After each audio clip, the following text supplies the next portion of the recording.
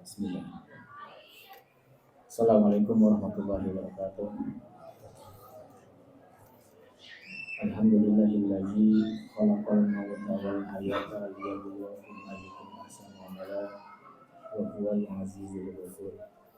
Asyhadu an la ilaha illallah wa asyhadu anna Muhammadan abduhu wa rasuluhu allazi la nabiyya ba'da. Allahumma shalli wa sallim wa barik ala sayyidina Muhammad wa ala alihi wa sahbihi ajmain. Hadirin jemaah salat Isya dan tarawih masih tahun yang sama-sama mengharapkan ridho Allah Subhanahu wa taala. Alhamdulillah hari ini kita sudah melewati hari ketiga di bulan Ramadan tahun 1447 Hijriah ini. Dan alhamdulillah kita pada malam hari ini bisa berkumpul di tempat yang mulia ini untuk sama-sama melaksanakan salah satu kewajiban kita, yakni sholat Isya berjamaah, dan insya Allah akan dilanjutkan dengan pelaksanaan sholat tarawih. Salawat beserta salam semoga senantiasa terlimpah curah kepada baginda besar Nabi Muhammad SAW, kepada para keluarganya, para sahabatnya, para tabiin, tabiin, insya Allah kepada kita selaku umatnya yang tetap istiqomah untuk menjalankan seluruh ajaran-ajarannya. Hadirin yang dirahmati Allah, sebagaimana kita telah ketahui bersama bahwa tujuan diwajibkannya puasa kepada kita itu adalah untuk membentuk insan yang bertakwa. Hal ini sebagaimana telah jelas tertuang di dalam Al-Quran, ayat surah Al-Baqarah ayat 183. Auzubillahi minasyaitonirrajim. Ya ayyuhallazina amanu kutiba alaikumusiyam kama kutiba alal ladzina min qablikum la'allakum tattaqun. Bahwasanya diwajibkannya puasa kepada orang-orang yang beriman adalah untuk membentuk insan yang bertakwa. Pertanyaan pertama, apa itu takwa? Takwa seringkali diartikan oleh para ulama bahwa takwa itu adalah menjalankan setiap perintahnya dan menjauhi segala larangannya. Namun inti dari takwa, saya akan mengutip sebuah dialog yang sangat ikonik di antara dua sahabat besar Nabi, yaitu dialog atau percakapan antara sahabat Sayyidina Umar bin Khattab dengan Sayyidina Ubay bin Ka'ab. Suatu ketika Umar bertanya kepada Ubay, "Wahai Ubay, apa itu takwa?" Ubay tidak langsung menjawab pertanyaan tersebut, malah balik bertanya kepada Umar, Wahai Umar, pernahkah engkau melewati sebuah jalan yang jalan tersebut dipenuhi oleh duri di sampingnya?" Umar kemudian menjawab, "Ya, saya pernah melewati jalan tersebut." Ubay kemudian bertanya kembali, "Apa yang kau lakukan?" Umar kemudian menjawab, "Saya akan berhati-hati melewati jalan tersebut agar jangan sampai duri yang ada melukai tubuh saya." Ya, kemudian Ubay menjawab lagi, "Ya, itulah takwa." Jadi hakikat dari takwa itu adalah hati-hati. Hati-hati dalam hal apa? Hati-hati di dalam kita menjalani setiap momen kehidupan ini. Hati-hati di dalam perjalanan bahwa ada rambu-rambu yang harus kita taati, ada rambu-rambu yang harus kita hindari. Sebagaimana kalau kita melakukan perjalanan dari rumah menuju tempat usaha atau tempat bekerja atau tempat sekolah, ada rambu-rambu lampu merah, kita berhenti. Ada rambu-rambu dilarang parkir, kita ikuti. Untuk apa? Untuk keselamatan diri kita. Maka itu adalah hakikat dari takwa. Hati-hati di dalam menjaga lisan, menjaga perilaku dan lain-lain. Jadi itu adalah esensi dari takwa, adalah hati-hati. Pertanyaan berikutnya, mengapa Ramadan kemudian melalui ibadah puasa yang diwajibkannya bisa menjadikan seseorang itu bertakwa? Hadirin yang dirahmati Allah, bahwasanya Ramadan itu adalah madrasah ruhiyah. Seringkali disebut juga bahwa Ramadan itu adalah syahrul tarbiyah atau bulan pendidikan. Di dalam Ramadan ini kita ditempa untuk bisa menjadi seorang pribadi yang lebih baik. Yang pertama, bahwasanya bulan Ramadan ini mengajarkan kita, menuntut kita untuk senantiasa mengendalikan diri kita.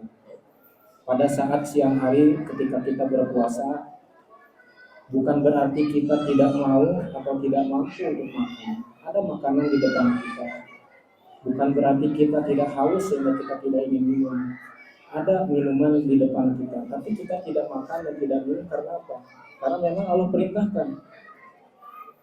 Kita juga ketika ada orang yang menyinggung perasaan kita, kita tidak marah. Bukan karena kita tidak mampu untuk membalas, tapi karena apa? Karena Allah perintahkan. Intinya bahwa Ramadan mengajarkan kita untuk mengendalikan diri. Kemudian yang berikutnya, bahwasanya Ramadan mampu membentuk pribadi yang bertakwa. Di dalam Ramadan kita diajarkan untuk senantiasa berbuat jujur. Hadirin yang dirahmati Allah, puasa adalah ibadah yang sifatnya sangat personal. Ibadah puasa itu adalah ibadah yang spesial, ya, antara hamba dengan Tuhannya. Kita bisa tahu orang lain kalau sedang melakukan ibadah salat, itu bisa kelihatan sedang salat. Kita bisa melihat orang lain sedang beribadah, misalnya sedang berzakat atau sedang bersedekah, kita bisa tahu. Ya. Atau misalnya seseorang sedang tadarus Al-Quran, kita bisa tahu bahwa dia sedang membaca atau tadarus Al-Quran. Tapi puasa, tidak ada seorang pun yang tahu.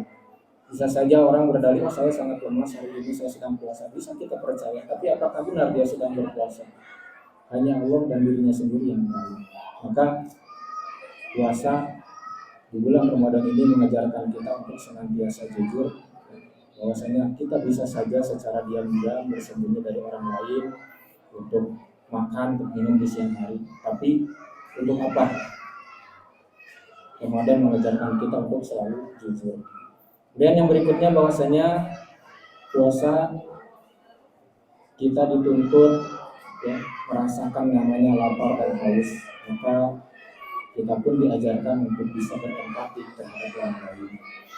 Kalau diri kita berpuasa itu sudah jelas waktunya dari terbit fajar sampai terbenam matahari. Maka sudah bisa dipastikan bahwa sahur kita makan dan berbuka pun kita makan kurang lebih 14 jam. Tapi ada sebagian dari saudara-saudara kita yang kurang beruntung, bisa jadi bukan hanya, ya, tidak hanya tahu bahwa hari ini bisa makan atau tidak, besok pun dia tidak tahu apakah masih bisa makan atau tidak. Maka Ramadan mengajarkan kita untuk berempati, sehingga di bulan Ramadan ini ada suatu kewajiban, ya, selain puasa, yaitu adalah menunaikan zakat fitrah. Dan Allah akan memberikan ganjaran yang berlipat ketika kita melakukan sedekah di bulan Ramadan. Untuk apa? Karena kita diajarkan untuk senantiasa berempati terhadap orang lain. Islam bukan hanya agama yang mengajarkan untuk selalu menjalankan ibadah ritual, tapi juga kita dituntut untuk bisa berempati secara sosial. Kemudian pertanyaan berikutnya, hadirin, bagaimana kita bisa tahu bahwa seseorang itu berhasil di bulan Ramadan, berhasil di dalam puasanya? Ini tidak bisa kita ketahui ketika di bulan Ramadan, tapi kita bisa tahu bahwa berhasil atau tidaknya seseorang menjalani rangkaian ibadah di bulan Ramadan adalah setelah Ramadan itu selesai atau setelah Ramadan itu pergi. Apabila setelah Ramadan itu selesai, seorang tersebut bisa lebih baik secara lisannya, perilakunya, dan lain-lain, dia bisa lebih berhati-hati, maka bisa dipastikan rangkaian ibadah Ramadan yang telah dilaluinya itu berhasil. Ya. Seorang pejabat akan berhati-hati ketika dia mengambil sebuah kebijakan atau sebuah keputusan. Seorang pedagang akan sangat berhati-hati di dalam menjajakan dagangan. Jangan sampai dia curang terhadap timbangan. Seorang pelajar akan berhati-hati ketika dia menuntut ilmu, tidak akan menyontek dan lain-lain. Namun apabila perbuatan atau tingkah laku masih sama, akan bahkan lebih buruk, maka bisa dipastikan bahwasanya Ramadan yang dilalui adalah telah gagal. Hadirin yang dirahmati Allah, ya, Ramadan tahun ini bisa jadi Ramadan terakhir buat kita. Kita tidak tahu apakah besok atau Ramadan tahun depan kita bisa kembali berjumpa. Maka mari kita sama-sama maksimalkan kesempatan yang Allah berikan kepada kita semua. Mari kita perbanyak amal ibadah kita di bulan Ramadan ini serta menjauhi hal-hal yang sia-sia. Kita perbanyak ibadah-ibadah sunnah yang apabila di bulan-bulan sebelumnya mungkin kita lalai, karena Allah menjanjikan akan melipat gandakan pahala di bulan Ramadan ini. Mari kita sama-sama untuk bisa meningkatkan kualitas maupun kuantitas amal-amal dari kebaikan kita. Demikian yang bisa saya sampaikan pada kesempatan kali ini. Mohon maaf bila hal-hal yang kurang berkenan. Billahi taufiq wal hidayah. Wassalamualaikum warahmatullahi wabarakatuh.